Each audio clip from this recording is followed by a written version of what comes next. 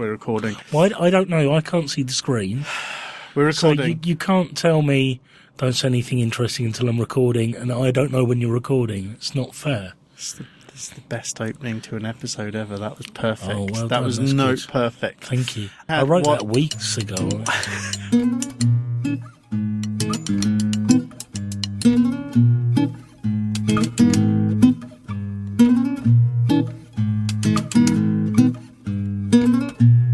Do you know, the thing is, I think that Between Two Ferns would probably be less funny if both of the people were Zach Galifianakis.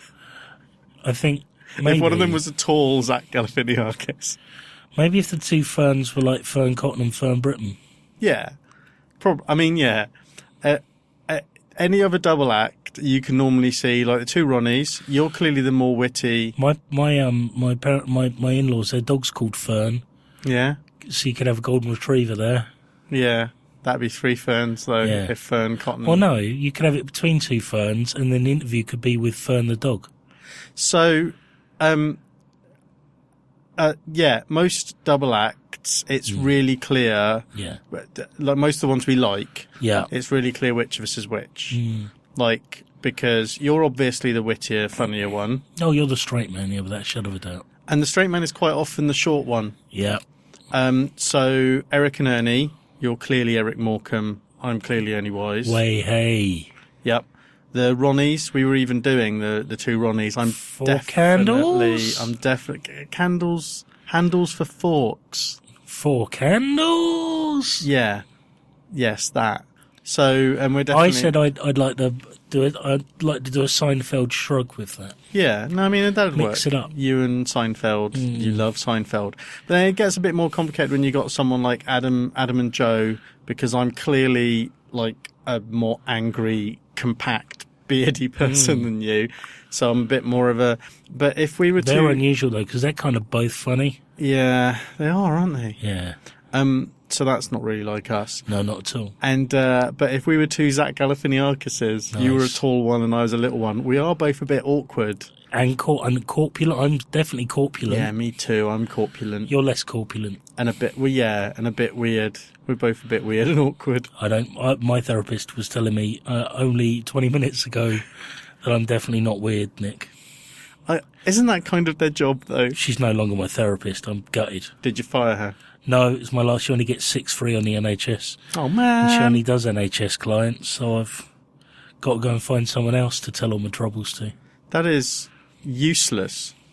That's not good. That isn't right. It's been very rewarding, but unfortunately it got rewarding like last week, and now it's finished.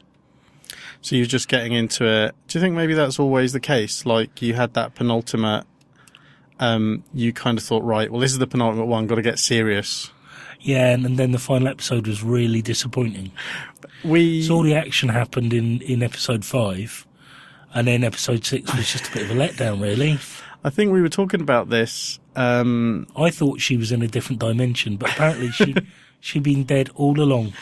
I think we were talking about this off mic at some point. I was getting really perplexed because I was trying to work out if there was any structure to it. I don't know if you want to talk about this.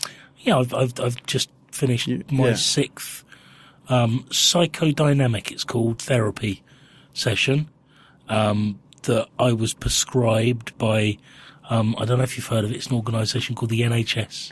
NHS. That's it, yeah. Stands for National Health Society. National Hertie System. Oh, okay. And Naughty Health Squirrels. No. Nightly Hearth Shoveler. Numpty, Humpty, something. Nice Harold.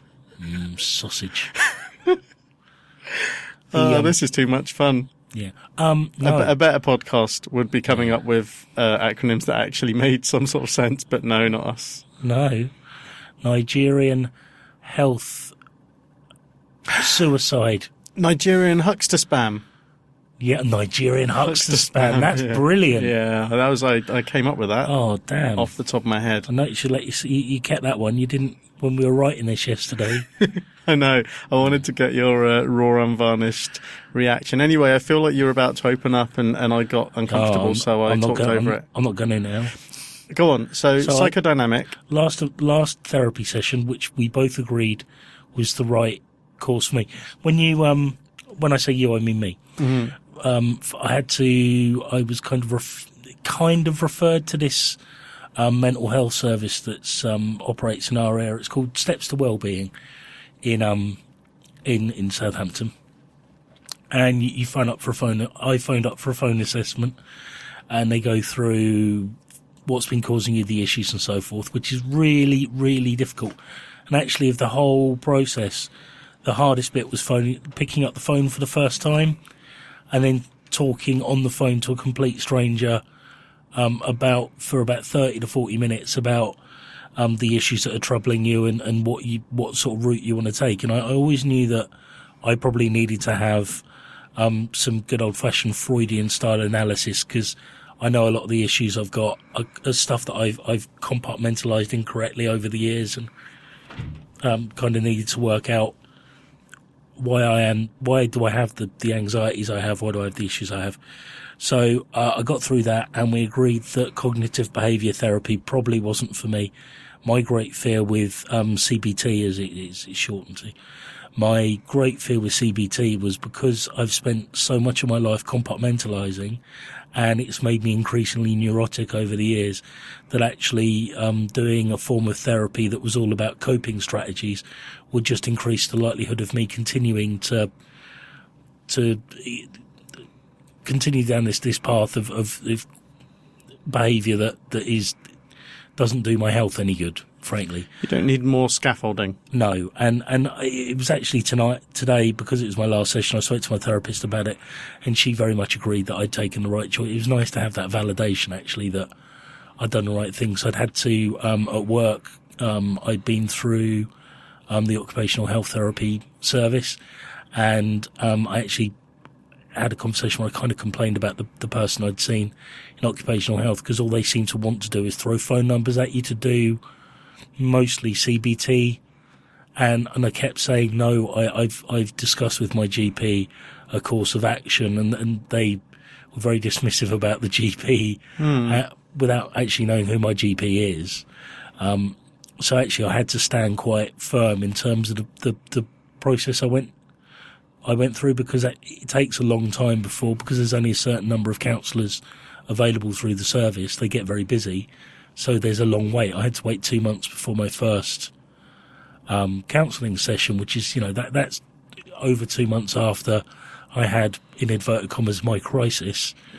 So it's a long old wait. It's not a quick process by any stretch of the imagination. So now I've finished that, and I've found it very cathartic, and it has started me down the road of thinking about things in a slightly different way.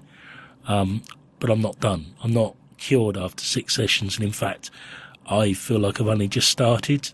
Yeah. And I've probably got a year, 2 years, maybe longer of this, working through stuff. But it's been very good. It's very sort of free-flowing and useful to me in so much as my mind does wander off on tangents, and the therapist has always followed me down that road and then offers me suggestions in terms of, well, if you felt like that, how do you relate it to that? But only she did it in a much subtler way than that. It's because she doesn't have to put it out as a podcast later. Yeah, that's true enough. It's been really good, but it's really hard. The first step's definitely the hardest, and I kind of feel like, in a way, I'm almost back into that first square where I've now been given options in terms of continuing it, but they're paid. Mm-hmm. The cheapest of which is £45 for the initial therapy session, and then potentially £40 thereafter. So we then get into the realms of, well, can I actually afford to do the things that I feel I need to do to look after myself? And it's where actually I think I'll probably be okay. We'll probably be able to cover it somehow, and there are options. But it's got me into a mode of thinking how ridiculously unfair that is, in terms of, if your crisis is bad enough and that's what you need, then it may affect your employment, or your depression may have affected your employment previously. the whole system seems to exclude people that potentially could need it the most. Oh, I mean, Which I find very frustrating. I find it really weird that we have health service at all is great. Yeah. But I find it really weird what's excluded from it. Yeah. And the fact that teeth and eyes are things where you're kind of on your own. Yeah. Vision and teeth. And hearing these days as well, really. Is that really? Kinda, yeah. That's incredible to me. Sorry? and mental health. And I mean, I don't think anyone's ever tried to make this point using those three specific examples, because mental health is such a huge thing.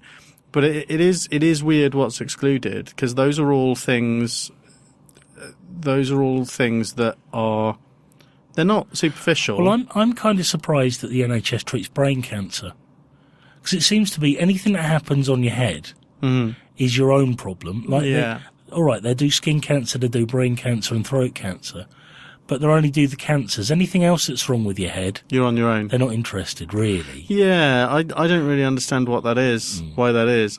Can you just explain, because I don't think I entirely understand. Okay. What does psychodynamic mean? Okay, so it's a kind of a Jungian Freudian analysis where you talk through the issues that the way my therapist worked was she would ask me what had been on my mind that week, and that would start the discourse, and then she'd ask me to relate it back to things that had happened previously. So there are issues that happened in my childhood that I sort of carry with me and through into adulthood. So she takes a source of anxiety, maybe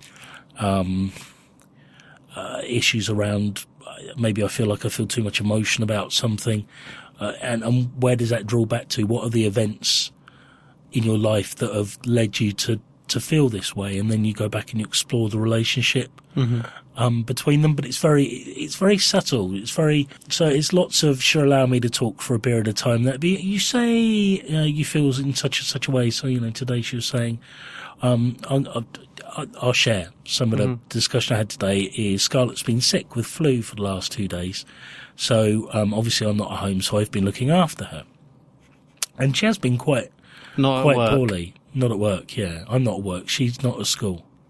But both of you are at home. Both of us are at home. So I think we firmly established that now. Yeah, sorry, you said I'm not at home. But you are. That's where you are. That's where you are. I'm really not at home, mate. I mean, right now you're not at home. I started new medication. I'll talk about that later. If you were in a Hollywood film, this would happen, but I don't know if it happens in real life. Does Nicola ever look at you while you're at the dinner table or while you're sitting watching a film and say to you, James, where are you now? No. Because you're not here. Where are you? No, she asked me, not in so many words. Oh, okay. So what the fuck is going on with you? No, she's lovely. She never says that. Yeah, no, I imagine I don't imagine she is. She's lovely. No, you've met her. You need to, if we were in Hollywood films, it'd be easier. Someone would say to us at some point, where are you? Because you're not here right now. The thing is, though, with my neuroses, if I was in a Hollywood film, I'd either be in New York or Los Angeles, so I'd be somewhere better than Southampton. You'd already be seeing a therapist. So that would cheer me up. And would have been for, like, your entire life. Yeah, since I was about 16, I expect, well, actually, no, my parents, if we lived in LA, my parents should have had me in therapy from about the age of 11, to be honest with you. I call it Hell A.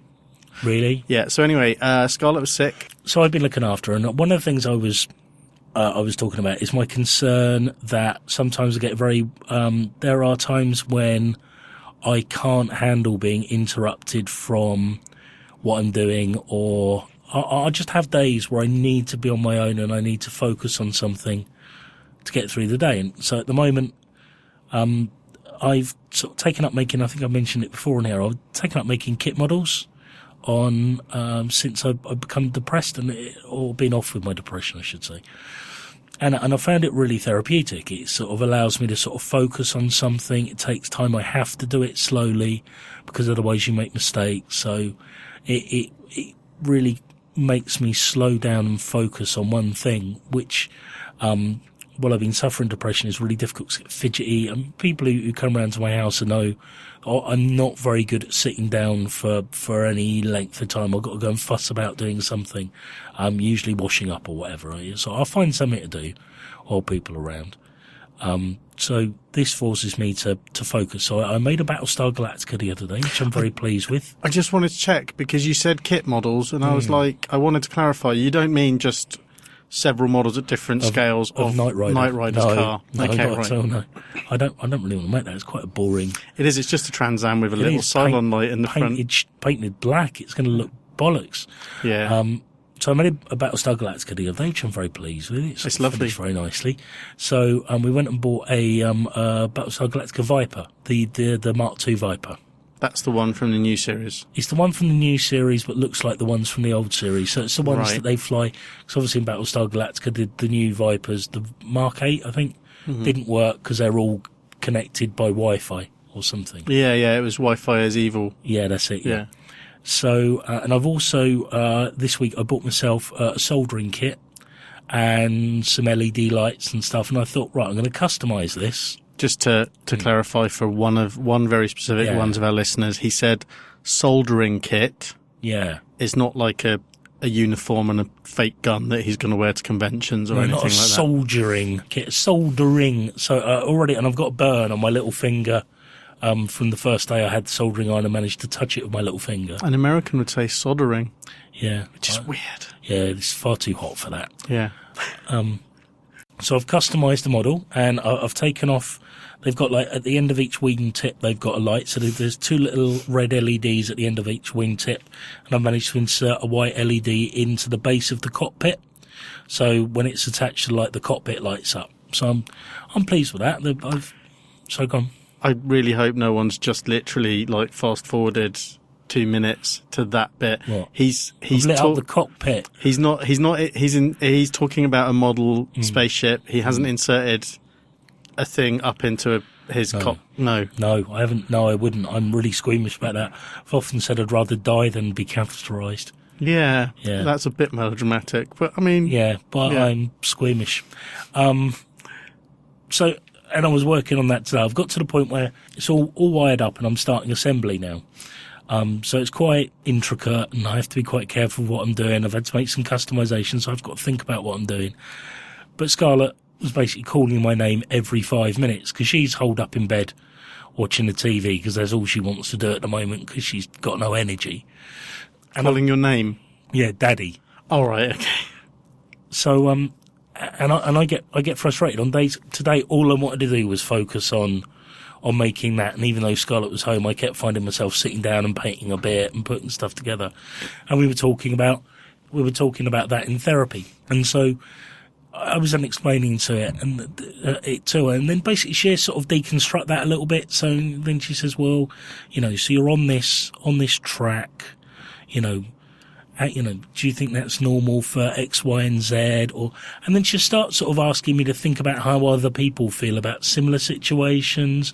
And then we tied it back into, maybe my upbringing, being an only child, having to make time for myself and so on and so forth. And then the conversation kind of expands from there. I also talked about my fears about Scarlett being an only child and so on and so forth. Yeah. So it's a bit like that. It's more, it doesn't focus tightly on something. It's allowed to flow and evolve. And I guess her skill is remembering the salient points and being able to put those salient points back into the conversation when she sees a connection between one piece of behaviour I'm talking about, maybe another. And I found she was very good at that.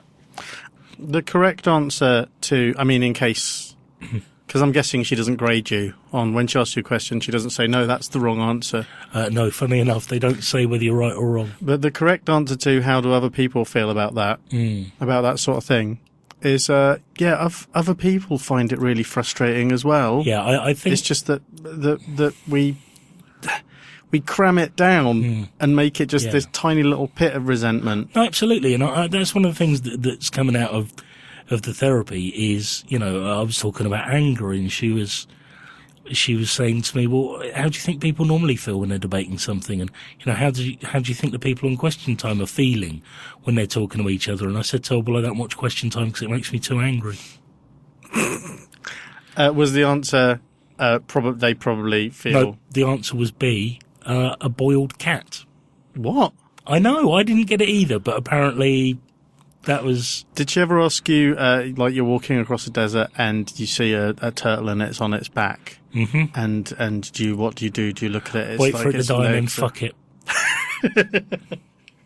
So presumably it wasn't a multiple choice question.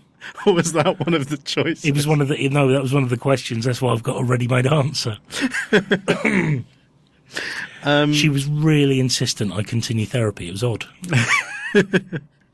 We had one of our rare offline, like off-podcast conversations about this the other day. About a bunch of things, but this was one of the things. And, I was kind of baffled by... I kept asking the question, and I think the frustration I was finding is I don't think there was actually an answer because I knew it was your penultimate session and your last session, and I knew you and the counsellor were both aware that it was going to be your last session, and I was just like, well, so is there any structure to that? Does she at the end of it, like, I know she can't say, oh, you're better now, or anything like that, but was it any different from your other sessions? Did she give you any exercises or something, or is the assumption just that you're going to carry on? It went on for 5 minutes longer. Because you have 50-minute hours. Yeah. It's like the same as when you pay for it. Or like trailers. Yeah. Like, you download something, I mean, you watch something on Netflix, and it's an hour-long show, but it's only 50 minutes. 47, yeah. Because of the adverts. Really got into Breaking Bad now. I've gone down the Breaking Bad hole now. Well, I guess I'll get into that hole once you're out of it. Yeah, it's good fun. We started watching NCIS.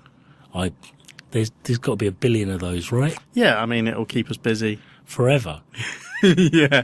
Well, we're also, we decided at the beginning of the week, just a quick aside, we will get back to your stuff.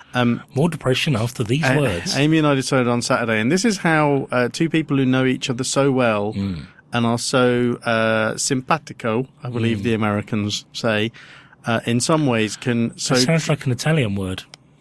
Yeah, that's where Italians are from, is America. Of course. And I've seen films. It's a meatball pasta. So, we decided on Saturday that we were going to watch. Amy said, you know what I quite fancy watching? I guess we'd been talking to a friend of ours about them, and she said, I fancy watching all of the Saw movies again. And I was like, yeah, let's do it. And she was like, really? And I was like, yeah, let's do a marathon of it this week. We'll watch all of them. There's I think there's about 7. Let's watch them.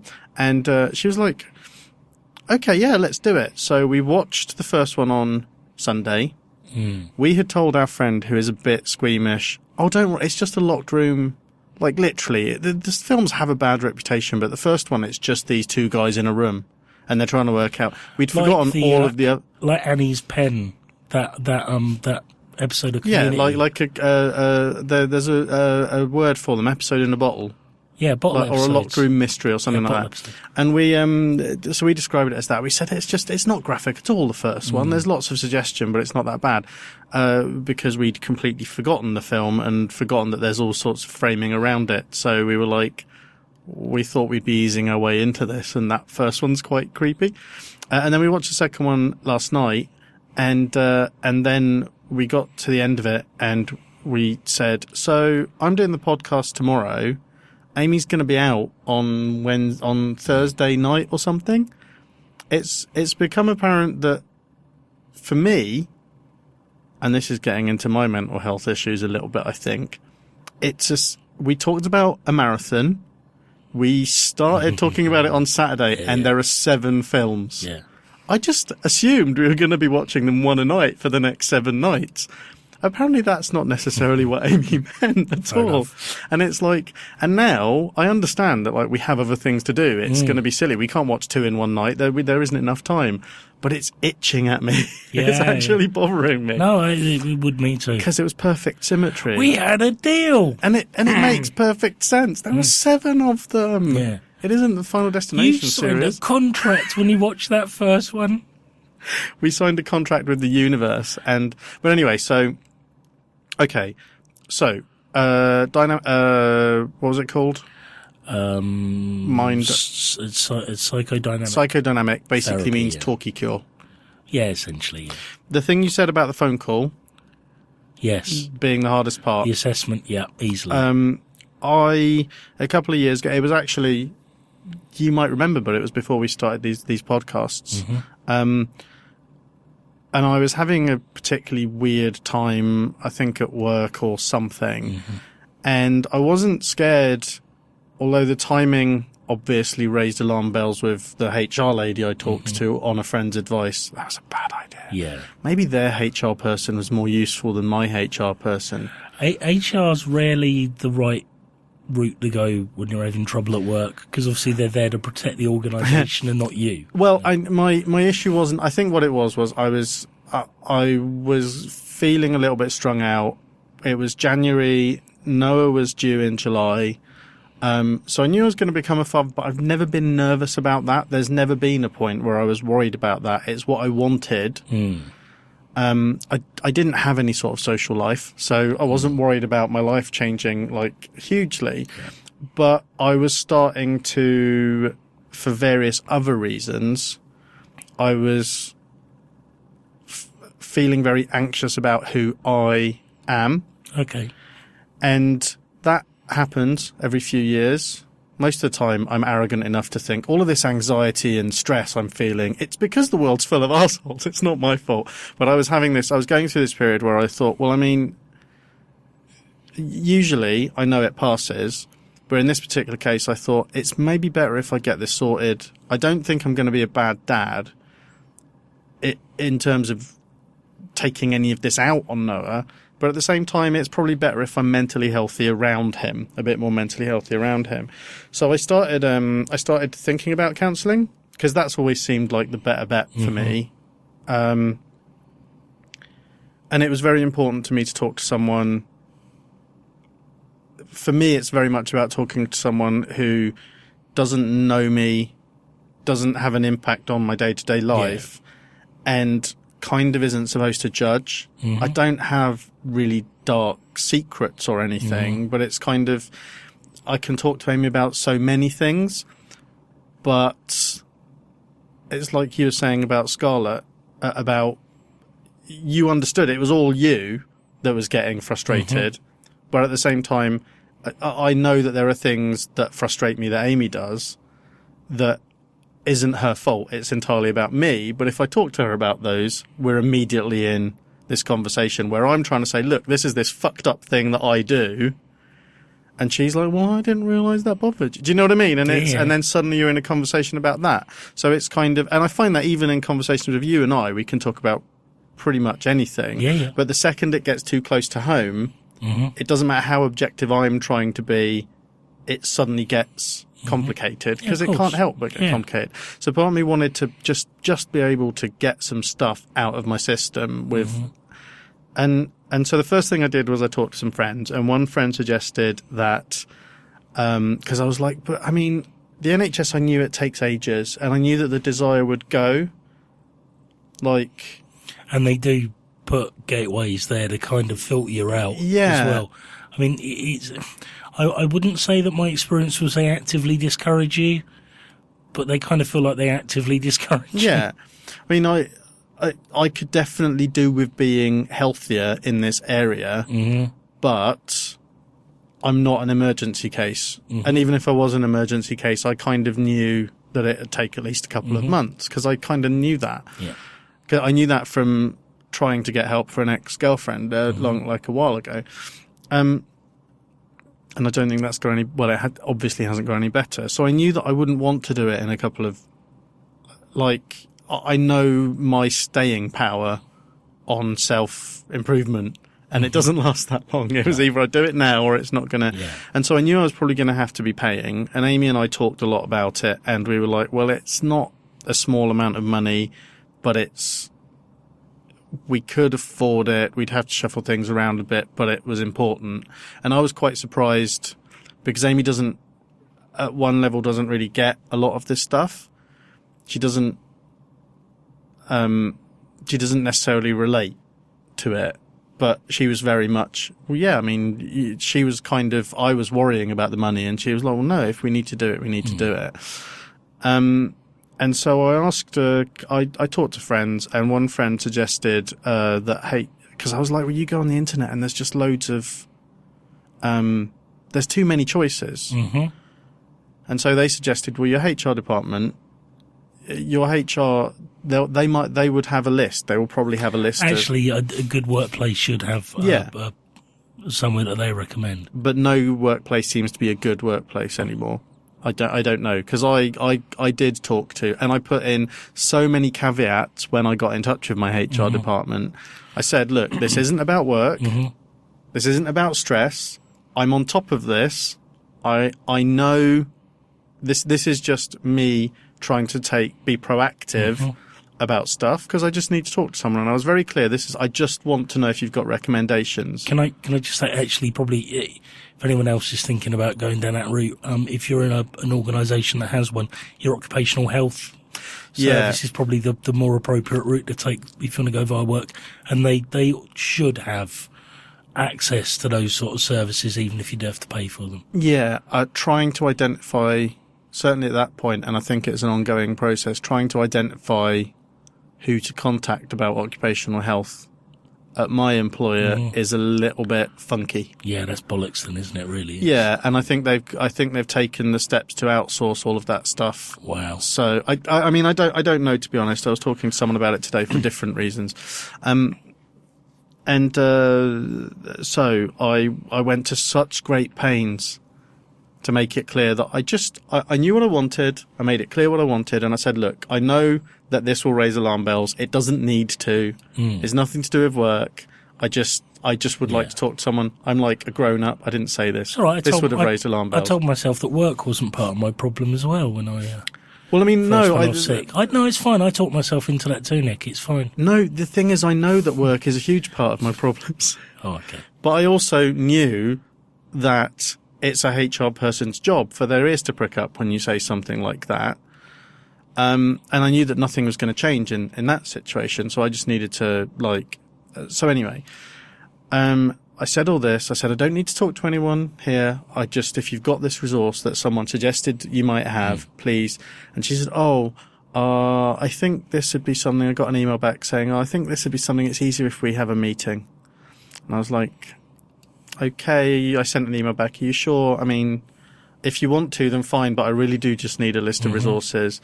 And so I ended up in this meeting with this very well-meaning lady. We still say hello in the corridor. She's very nice. She asked me about my son and stuff, who spent about half an hour telling me about all of these exercise programs and stuff we do around the university. Brilliant. And stuff like that. Lots of different, maybe it's just all this stuff about coping with stress. Because people don't fucking listen.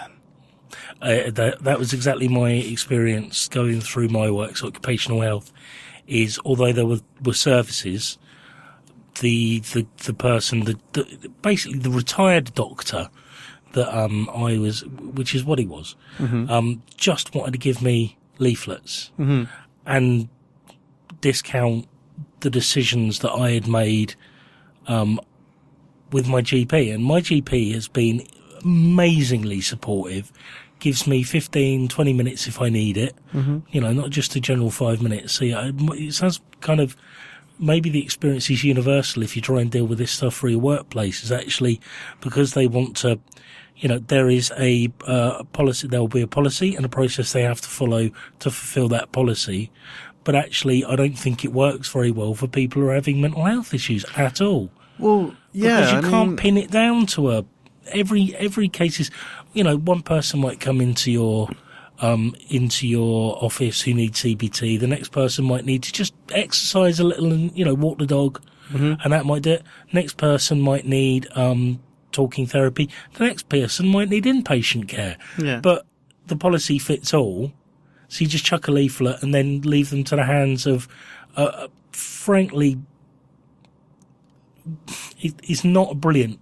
There's not a very good mental health framework out there for you to fall into. I mean, I feel like, basically, my therapist has handed me 3 different services that she's kind of had to print off from websites. And that's all it is. It's screen dumps. She's handed me a load of screen dumps. One of which was hilarious because there was only a small piece of text at the bottom of each page that changes. It's going to be like 4 pages that are essentially the same, but for a small text box at the bottom. Oh, my goodness. I thought, do you want me to teach you some basic pasting skills? Yeah, digital literacies. That's my job, kind of. I mean, this was the thing. I think you're right that there's a level of policy, people being scared of what their responsibilities are. But in this case, she actually they expose themselves and the employer, in this particular case, they expose themselves and the employer to potentially much bigger problems, because if I had genuine problems and I went to someone in HR and instead of funneling me to the appropriate services, they tried to help me. Yeah. And it turned out that maybe I didn't just need to go to some fucking exercise or glee club thing that's going at work, then but actually I think that speaks to a bigger problem. Yeah. Because they probably wouldn't get in trouble because they follow the policy. Yeah. The policies don't work very well, but then there isn't a network. I know KUK do a lot of OK UK. Wash my mouth out with soap and water. They're a private NHS provider. I'm going to strike that from the record. You're not at please. work now. It's okay. No, but private sector NHS providers. How I hate the Mind. Mind. I know Mind.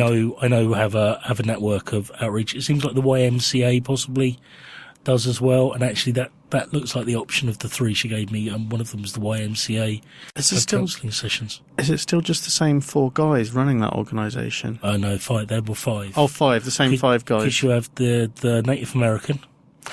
We had this conversation the other day. I was very disgusted. Nick and I were I'd be interested to know what people think. We were in a well-known coffee shop chain. Starbucks.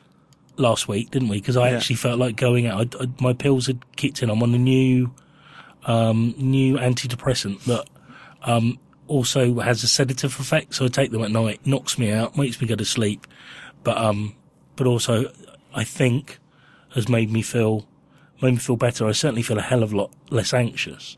So I went out, but actually they were great. The first night, I thought to myself, or the morning after the first night, I thought, this is all my dreams come true. All I ever really wanted from my doctor was an antidepressant that also made me feel like I was so stoned I could barely see straight.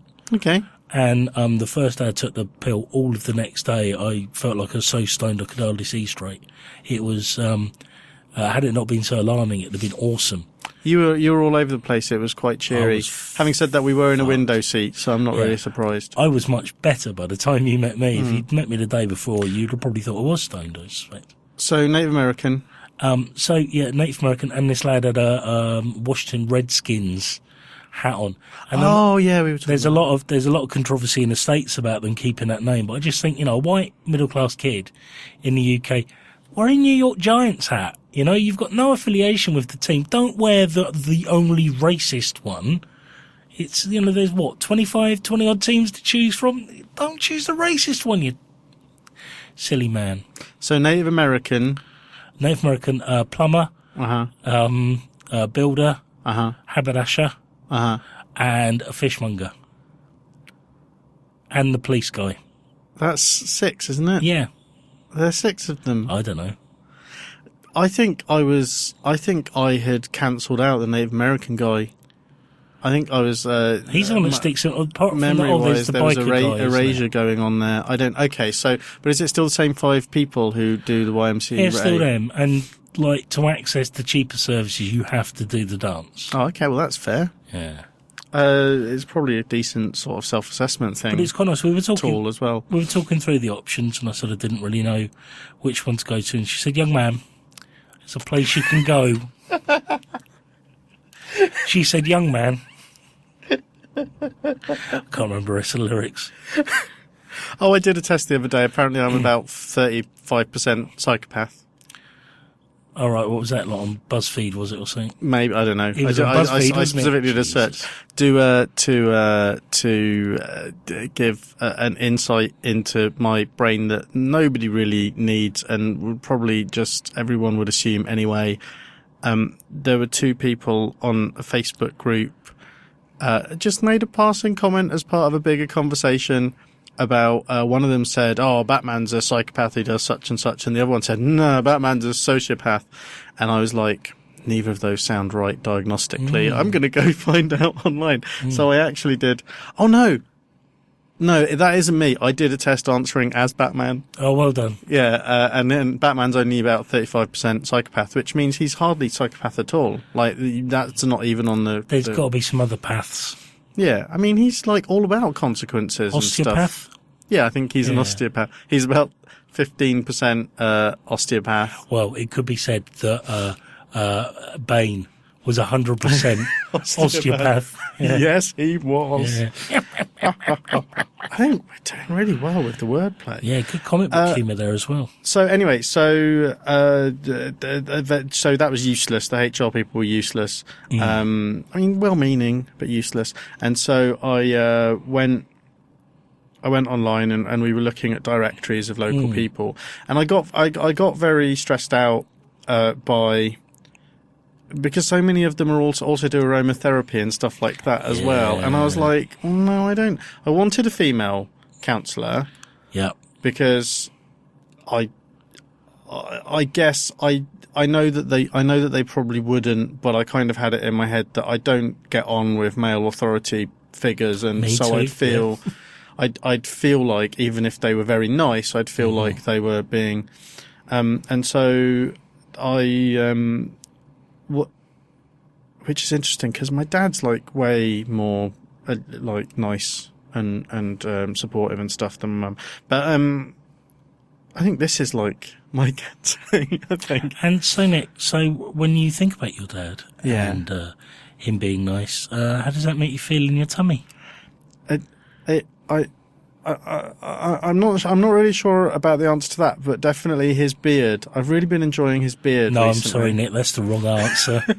And I kind of want to. I like how my beard makes me feel like it might feel to have his beard, which is very weird. Show me on this picture which part of your beard he touched you on. All of it. Really? My dad never got to see my beard, Nick. Oh, I'm sorry, James. That's not funny. That's a nervous laugh. I'm sorry. He'd have been so proud. He was a beard wearer all of his facial hair growing life, and all of his too short life. Well, it was, frankly.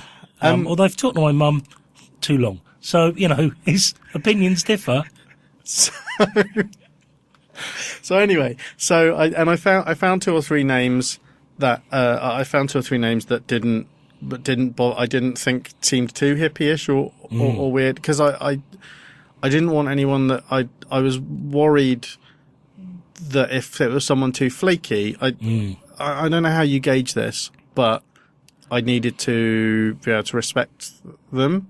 And I don't know how you work this out and that's the problem, is we're not rich. No, if I went into a room and she'd been playing Wales song and had aromatherapy candles, I would have turned on my heel and walked out. Yeah. Because I'm not being funny. I've been smoking dope for years, and if hippie bullshit made you feel better, I'd be like the most mentally healthy man in the fucking universe. So you've got, and I guess this is the thing, if you're paying, you keep hearing, well, it can take a while to find your therapist, and you have to trust them and stuff like that. And we were going to be paying. And so in my head, I was thinking, well, if it takes 2 sessions to work out, or 1 session even to work out, I can't go through that process 3 times. We can't afford it. So there was that. And in the end, I ended up sending emails to a couple of people. And I think maybe 2 or 3 people.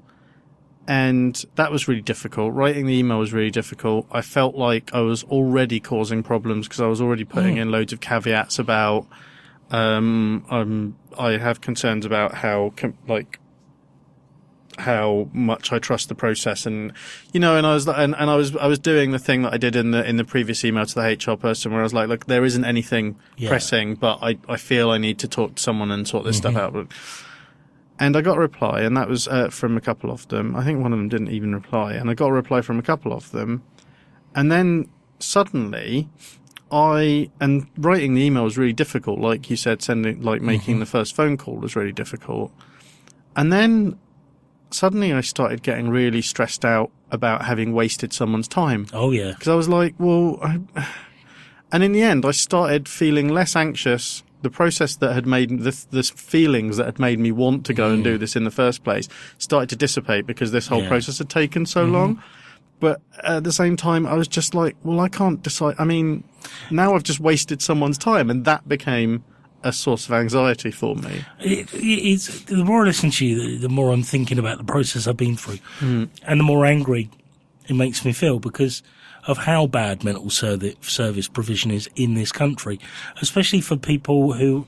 No, that wasn't fair. I was going to say, especially for people who aren't undergoing like a full-on crisis. Those people have probably failed the most, given that, you hear about people who fear they're going to kill themselves and are turned away from care, which is just unbelievable. Yeah. But in terms of like accessing therapy, even if you want to pay it yourself, it can be really hard to find someone who offers credible therapy services. Again, I'd very much recommend going to the Mind website because that is a really good resource for mental health. But I don't think it should be a charitable sector provider that's providing that information. I don't understand why mental health. Why we aren't having a discussion about mental health funding in this country right at the top of the NHS agenda. And I think, a lot of my problems and a lot of problems of other people I've spoken to around mental health is the taboo, is actually letting yourself off the hook in terms of, oh, no, I am actually ill. And it's only now since through a combination of drugs, so I'm taking a new one called Mitzelplix. Probably. Mitzelplix. Okay. Every time it begins with an something, but I keep pronouncing it Mitzelplix in my head and I can't get off of that now. They give drugs those names to confuse you and to amp up the price. It's probably just aspirin. It's to weed out the ignorant council house kids that didn't take Latin. Yeah. That's what it's all about. Do you think that's Latin? Yeah. See? I'm ignorant. The way they come about the names is by using sort of Latin. I bet they're combinations. I bet they're derived from Latin. From that anyway. Where was I? To be fair, our language is derived from Latin anyway, isn't it? So, how wrong can I be? And I'm surprised you're not speaking up for the Greeks a bit more. But yeah. I had a conversation with my colleague today that was kind of cool. My colleague Timos, who I sit next to, and it ended up becoming a slightly bigger conversation. There's a social. At the end of it, was there plate smashing? No, you racist. There's a social network. That is like Twitter, but you can only use 3 words. That shit. Some universities doing it, and he mentioned this, and he said, "I thought you'd have been well into that because you like social media." And I was like, "No, it's pretentious bollocks." And I said, "What's it called?" And he said, "And it's called Nutter, and you're a nutter, so I thought you'd quite like it." I'm not going to do his accent. He speaks he writes better English than most people, and he speaks really good English, but it is heavily accented. And we had this really interesting conversation about language, because I said it's not called Nutter, it's called Natter. And he's like, that's the same thing. And I'm like, no, it isn't the same thing. Nutter and Natter. And he said, that's what I said, Nutter. And I'm like, no, they're not the same fucking thing. What about butter and batter? He's like, yeah, it's the same. And he genuinely can't hear a difference between those two. And when he pronounces the 2 different words, you can hear if you're listening, you can hear a very slight difference, but no, they're basically the same word to him. So we had this really interesting conversation about that. But there was a point around midway through the conversation before, my poetry must be a real minefield for him. Yeah, minefield. Did you say minefield? There you go. Oh, was that deliberate? Did you blow a bubble out your nose on purpose when you asked me? Did I do that? You did. It's Oh, like that's disgusting. it's like you've got a load of hubba bubba up there. I just don't know what's going on in my body right now.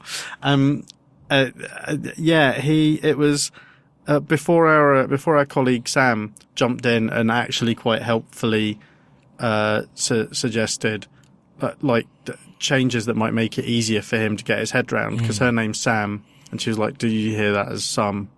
And he was like, "Yeah." And it's like, she said stuff about the pronunciation of "a" and that I just wouldn't have considered. But up until that point, it was basically... He should talk to Scarlett. She's doing phonics at the moment. Yeah, I don't think... I mean, that's the thing. And up until that point, I don't think we really got taught that. My mum, we talked about this on a podcast before. My mum, who can barely talk English, took the piss out of me my entire childhood for not being able to pronounce the different "f" noises. Nice. Which is weird that she'd correct me on that when she barely knows any English words. So, yeah, up until Sam got involved, it was basically the two of us, both Greek. He's a little bit younger than me, much better looking, in much better shape. He prides himself on the being in shape thing. We both got beards. I've met him. I don't think he's better looking. But we're both quite good looking. He's got a tidy beard. That coughing fit was totally unrelated. I'm sorry. He's got a tidy beard.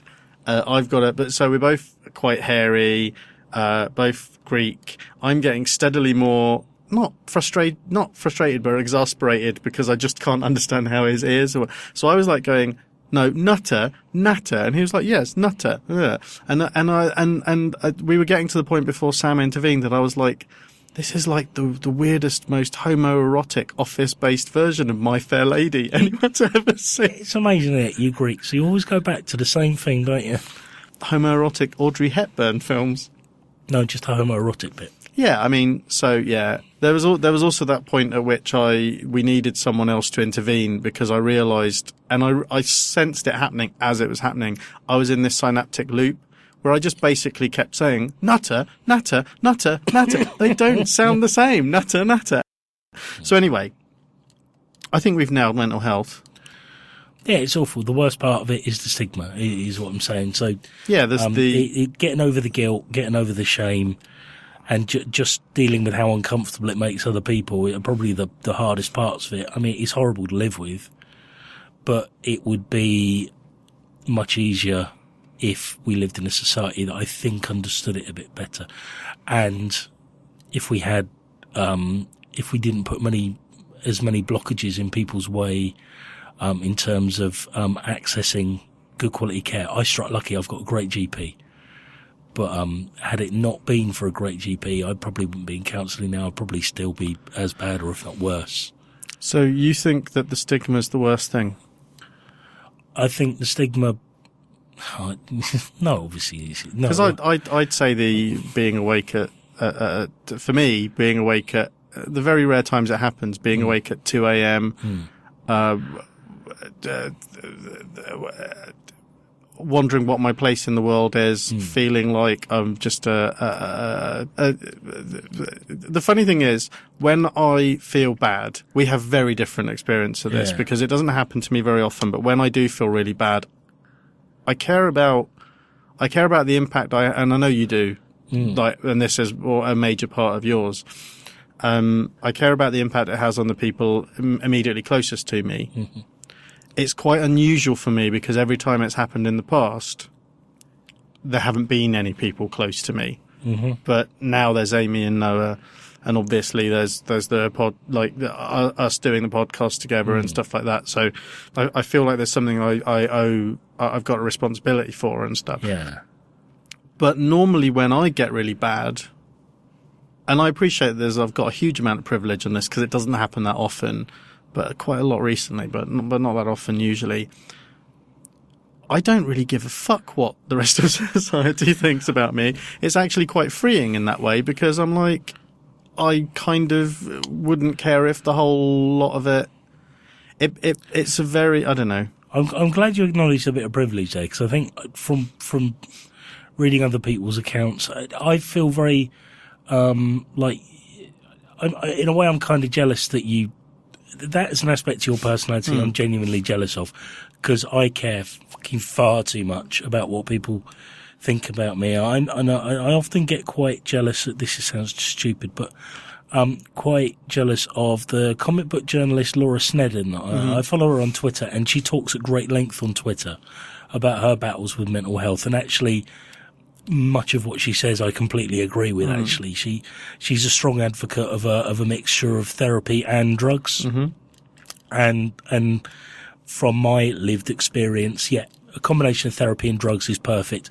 The drugs are making it possible for me to live day by day now, and actually certainly since I changed, but the therapy makes me more viable long term, and hopefully helps me to a drug-free future. Although if I have to take medication for the rest of my life, I'll happily do that if it makes me feel okay. And so I guess I'm lucky because I don't feel stigmatized by the medication. Some people feel stigmatized by medication because, again, we're kind of conditioned by this society that mental health problems, it's a weakness, and having to resort to drugs to do it is also a weakness because you should be able to pull yourself out of it. Or, even people within, if there is such a thing as a community of people who have mental health, there are even people who have mental health issues who will sneer at drug therapies, and I find that ludicrous because with mental health, if you want to support someone, it's like, well, whatever works for you, because every single one of us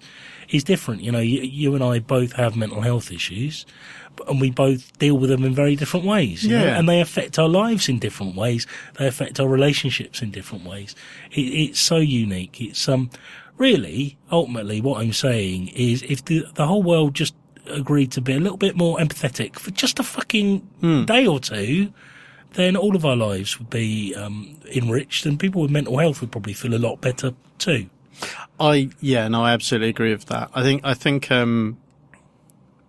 think sneering is part of human nature. I don't think having a mental health problem stops someone being like that. Or maybe human nature needs to get some therapy too. I think so. I think in that respect, aside from all of the other differences between us, I think I agree that the world should be more empathetic, but I've always been way more pissy about that fact than you are. You would. I know you're angry about it. Where we're different is you hate the world much more than you hate yourself, whereas I hate myself much more than I hate the world. No, I hate us equally. No, not you. I mean, you're pretty much one of the only people I don't hate. I hate myself way more than I hate the world, and I don't like the world very much.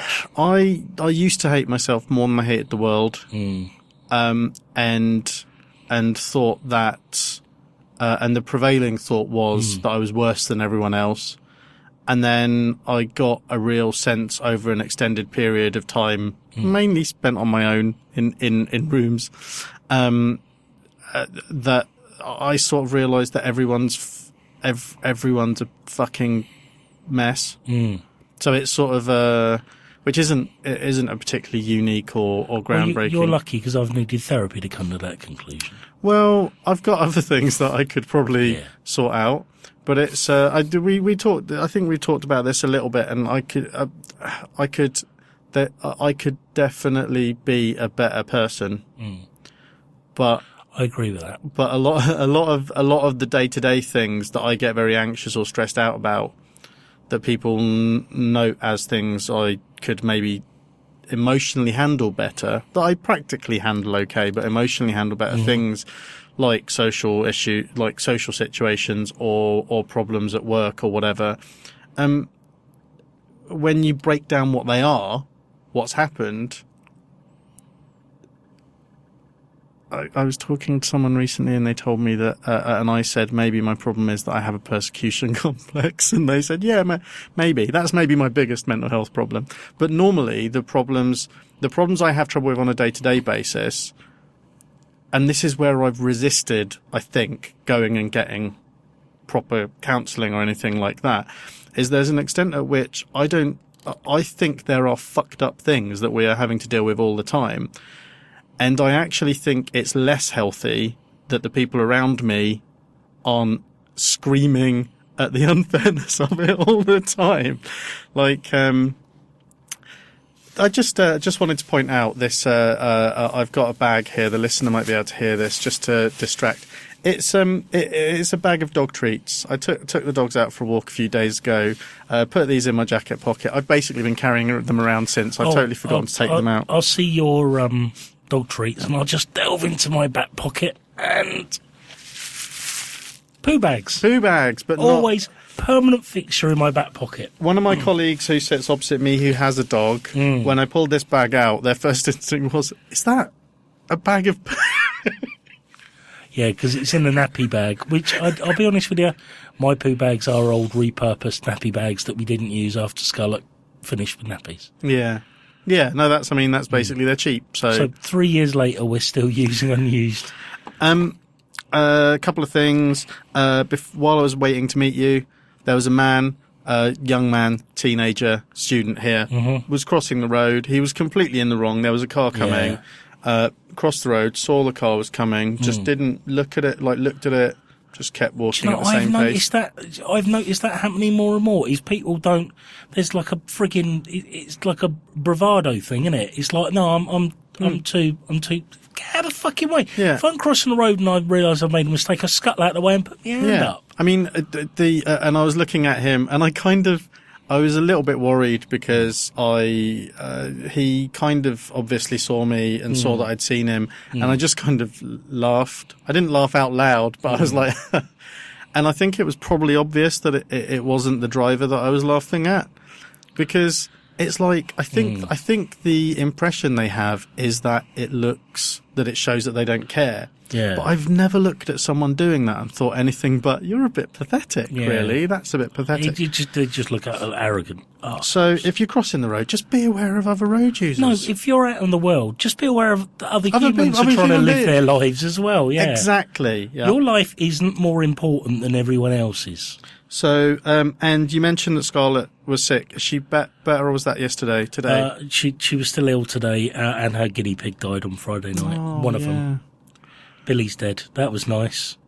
Can we talk about that next week? Yeah, I just taken one of my tablets that makes me wonky as well, so that was a lot of fun. Oh, I don't like the sound of that. That's kind of why I don't like having pets very much in a lot of ways. But it was a good, same as the turtle. I had my last morning. It's a good test. Did you talk to the therapist about it quite a lot? Said I fucked a guinea pig after it died. That's normal, right? Everyone else does that. I was watching Question Time the other day, and I reckon they all fuck dead guinea pigs. I think you're probably right with Question Time. I had my last morning with Noah yesterday. Not my last morning with Noah. I've been taking Monday mornings off to sort out to spend with Noah because childcare was proving difficult. Yeah, so because my wife selfishly went back to work. Oh, she's such an arsehole. No, I've loved it. I've actually loved it. And Amy's about to go off on maternity leave again. So I had my last morning with him yesterday morning, and it was nice because he had a nice long lie-in. He'd woken up a couple of times in the night, so he had a nice long lie-in. Because lions are usually quite compact, aren't they? Yeah, but he had a nice long one. Yeah.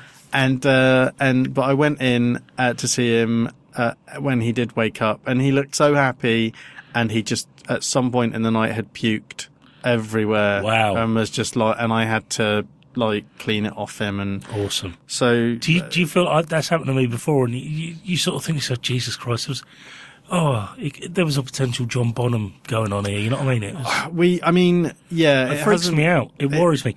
Like, I was talking to Nicola about it the other day. Like, I taught myself really early on when I started drinking alcohol, which I don't anymore.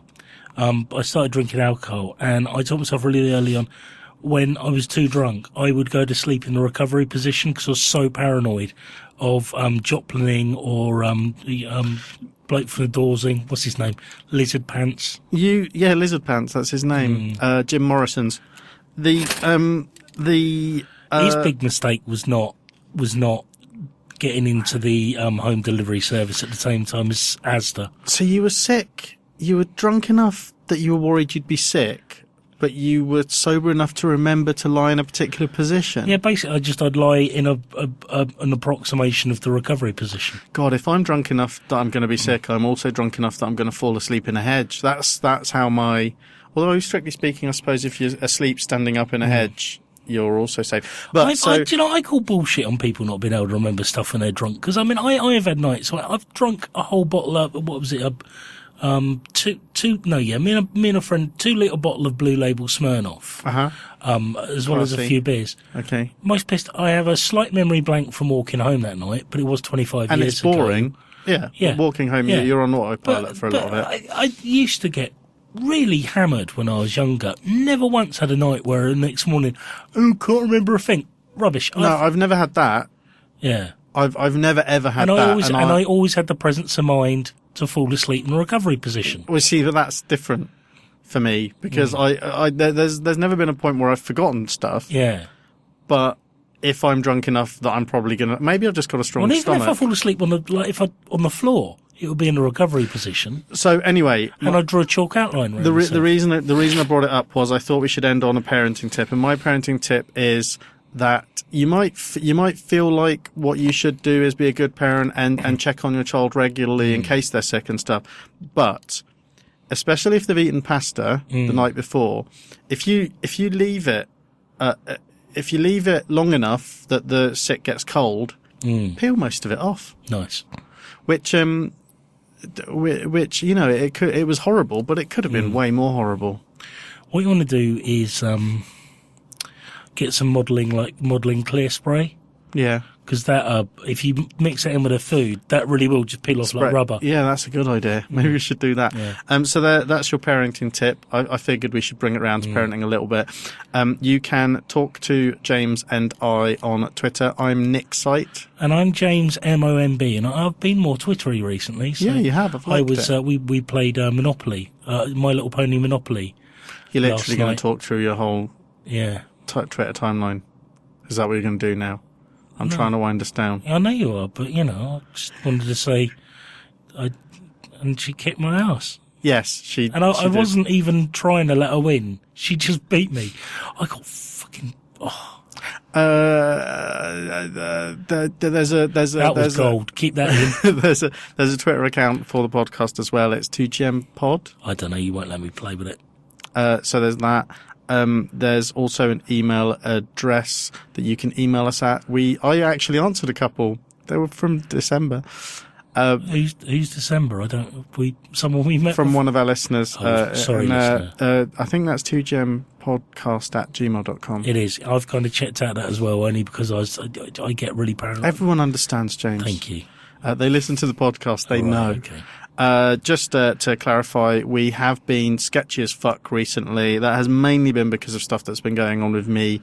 I think we still enjoy this. I feel like we need to tell people when we've missed a week. I love it. No, and to be fair, I've bailed much more than you. And it's not all about you, James.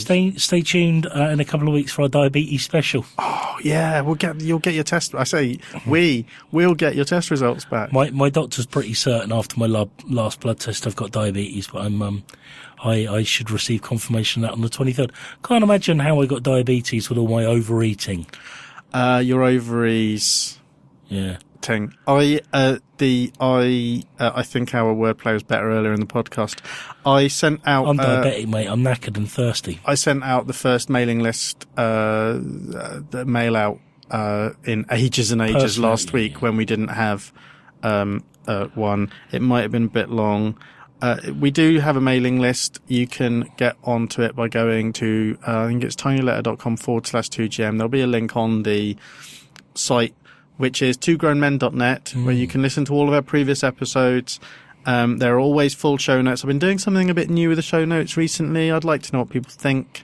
Those of you who are getting the mailing list, I mean, you didn't really sign up for what you got last week. So if you do want to stop, if you do want to unsubscribe, I think we'll understand. I only read the stuff about me, so yeah. Otherwise it was TLDR. You probably had to get through a few thousand words to get to those bits. I skimmed. Yeah, I figure that's the smart thing to do.